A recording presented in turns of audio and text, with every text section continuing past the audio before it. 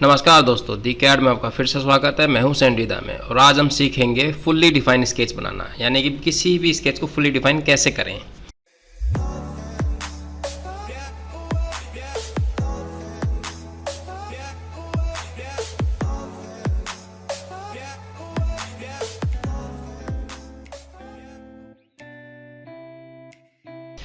तो इसके लिए हमने ये स्केच लिया है। इस स्केच को आज हम बनाएंगे फुल्ली डिफाइन। और इसके लिए सबसे पहले हमें डिसाइड करना होता है कि उस स्केच के अंदर ओरिजिन को कहाँ पे रखना है। तो इस ड्राइंग के अंदर हम ओरिजिन रख सकते हैं या तो इस के सेंटर पे, यानी कि इस लाइन के सेंटर पे रख सकते हैं, जो कि सबसे आसान रहेगा इसको बनाना। दूसरा इस कॉर्नर पर रख सकते हैं, या इस कॉर्नर पर रख सकते हैं, या फिर इस कॉर्नर पर रख सकते हैं। तो इनमें से किसी भी कॉर्नर पर रख सकते हैं। मैं रख रहा हूँ इस वाले कॉर्नर पे।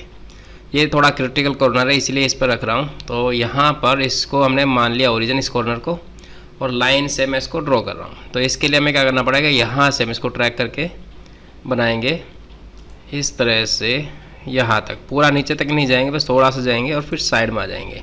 फिर इधर से ट्रैक करने लगेगा, फिर यहीं पे क्लिक करेंगे और आगे बढ़ जाएंगे। तो आप देखेंगे मेरी दो लाइन ब्लैक हो जाएंगी और बाकी लाइनें सारी ब्लू रहेंगी। और इन्हीं दो जो ब्लैक लाइन है, इन्हीं के बेस पे हम पूरा का पूरा स्केच को फुल्ली डिफाइन बनाएंगे। और जो हमारी ब्लैक लाइन है, इसको ट्रैक करते हुए आगे बढ़ेंगे तो हमारी एक लाइन और ब्लैक बनेगी। तो हमारे पास टोटल 3 ब्लैक लाइन है, यानी कि ब्लैक जो भी है वो सब फुल्ली डिफाइन हो गया है। बाकी जो भी ब्लू है वो अंडर डिफाइन है। तो अंडर डिफाइन हमें यहाँ पे नीचे दिखता है, यहाँ पे नीचे दिखाई देता है। और जब ये पूरा फुल्ली डिफाइन हो जाएगा तो अंडर डिफाइन की जगह पे यहाँ पे फुल्ली डिफाइन नज़र आएगा। अब हम इसकी डायमेंशन देना शुरू करेंगे। कोशिश करेंगे कि सबसे पहले सबसे बड़ी डायमेंशन दी जाए। तो हमने यहाँ से इसकी सबसे बड़ी जो डायमेंशन है वो दे दी 6.5। और जो पहली डायमेंशन होती है वो उसको स्केच को स्केल कर लेती है, यानी कि पहले भी 90 थी और देखो हमने इसको 6.5 रखा तो स्केच में कुछ भी अंतर नहीं आया, यानी कि इसी को उसने स्केल करके छोटा कर लिया है। अब हमारी सबसे बड़ी जो दूसरी डायमेंशन है वो यहाँ से लेके यहाँ तक की है। इसको हमने 4 कर लिया। जैसे हम इसको 4 कर ले रहे हैं तो ऊपर वाली लाइन आपको देखेंगे कि ये काली हो गई, और जब हमने 6.5 दिया था तो ये वाली लाइन काली हो गई थी। हमें क्या करना है कि पूरे स्केच को काला कर देना है डायमेंशन दे के।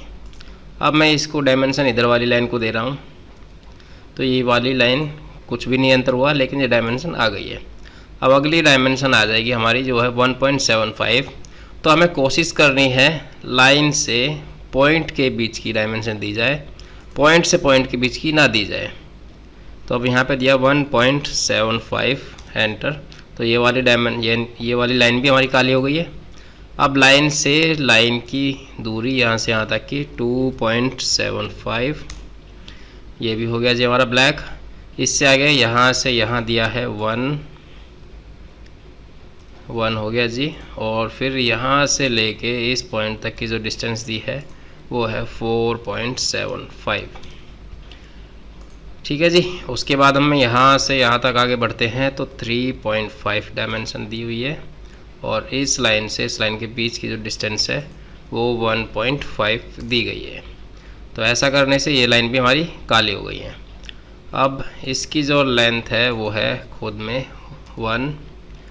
और अब ध्यान से देखेंगे कि हमारी जितनी भी डायमेंशन इसमें है ड्राइंग के अंदर वो हम सारी की सारी दे चुके हैं और कोई डायमेंशन नहीं बची। टोटल काउंट करें तो 3, 3 और 3 और 1, यानी कि टोटल 10 डायमेंशन है। अगर यहाँ देखें 3, ये भी 3 होगी, ये भी 3, टोटल 10 डायमेंशन यहाँ पर भी है।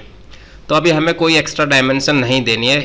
इतनी ही डायमेंशन से इसको हमें फुल्ली डिफाइन बनाने की कोशिश करनी है। तो इसके लिए हमें क्या करना है,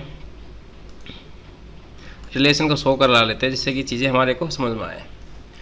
तो ये लाइन हमने ले ली और ये पॉइंट करना क्या है कि इसके जो बीच की डिस्टेंस है वो इस लेंथ के बराबर होनी चाहिए। ड्राइंग में दी नहीं है लेकिन इसमें इसी तरह से है कि ये इसके बराबर होनी चाहिए।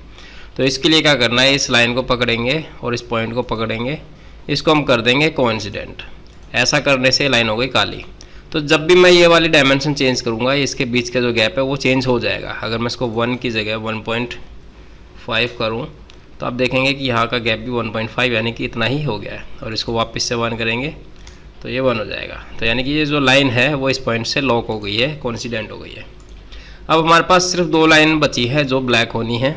तो इस वाली लाइन को ब्लैक करना बड़ा आसान है। अगर हमें देखना है कि क्या डायमेंशन रह गए जिसकी वजह से भी ब्लू है, तो हमें पॉइंट लाइन को पकड़ के खींच करके देखना पड़ेगा।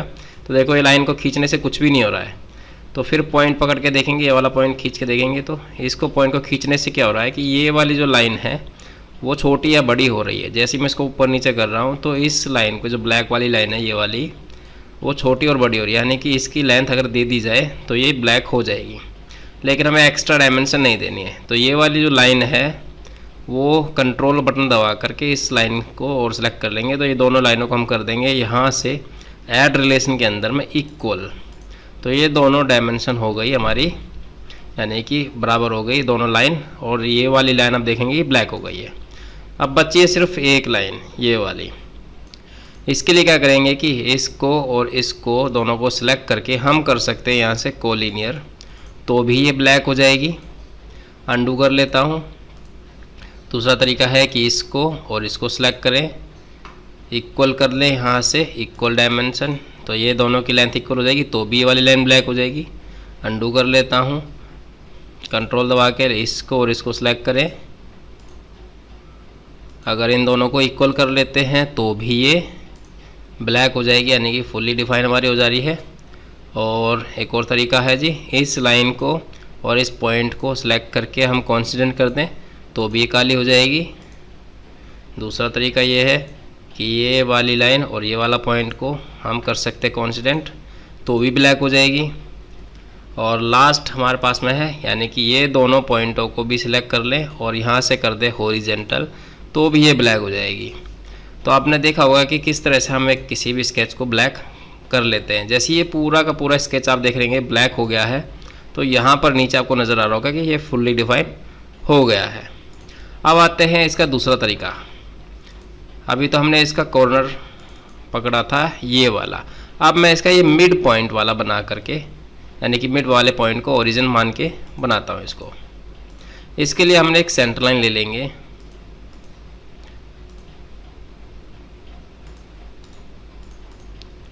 सेंटर लाइन लेके इसका एक तरफ का हिस्सा, यानी कि मैं यहाँ पर इस जगह पे ओरिजिन को मान रहा हूँ, सेंटर ले रहा हूँ, तो इसी के हिसाब से मैं इसको इधर की तरफ ऐसे ड्रॉ कर रहा हूँ।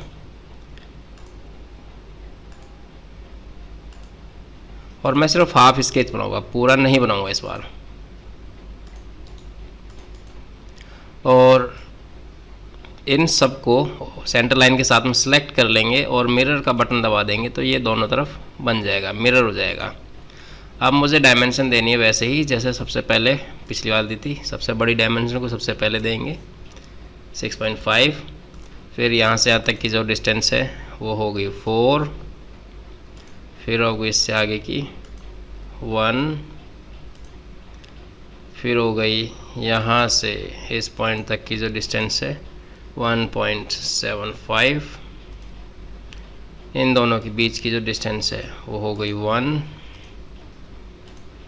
ये हो गई 3.5 और ये हो गई 1, जैसा कि पिछले स्केच में हमने किया था। इस वाले लाइन को इस पॉइंट से करेंगे कोइंसिडेंट, और देखो पहले से बहुत कम डायमेंशन है और ये इंस्टेंटली ब्लैक भी हो गया। पहले की तरह हमने बहुत सारी माथापेची नहीं करी है, ईजीली ब्लैक हो गया। अभी ग्रीन ग्रीन बहुत सारा दिख रहा है, तो इसके लिए मैं आँख वाले हिस्से पे जाएंगे, यहाँ से इसको नीचे करेंगे और यहाँ पे स्केच व्यू स्केच रिलेशन इसको टिक कर देंगे, तो ये हट जाएगा, हमारा पूरा स्केच नज़र आएगा। तो हम इस तरह से जब भी हमें कोई आइटम नज़र आए जो कि दोनों तरफ एक जैसा लग रहा है, यानी कि एक इधर जो भी बना हुआ सेम ऐसे दूसरी तरफ भी बना हुआ, तो ऐसे स्केच को हम सिमेट्रिक करके, यानी कि आधा आधा करके बनाएंगे, मिरर करके। तो आशा करता हूँ कि आपको ये चीज़ समझ में आई होगी कि किसी भी स्केच को फुली डिफाइन कैसे करना है। मैं और स्केच आपको अपलोड करूँगा वीडियो बना के अभी, तो उसमें आपको और अच्छे से क्लियर हो जाएगा कि किसी भी ड्राइंग को, किसी भी स्केच को कैसे फुली डिफाइन बनाना होता है।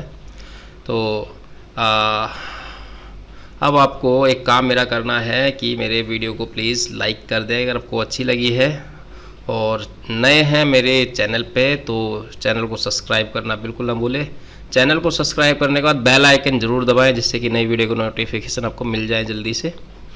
और वीडियो अच्छी लगी है दोस्तों के साथ शेयर भी कर सकते हैं, जो बिल्कुल अभी फ्रेशर हैं, बिल्कुल अभी शुरू कर रहे हैं सॉलिडवर्क्स सीखना, तो उन लोगों के साथ इसको शेयर कर सकते हैं।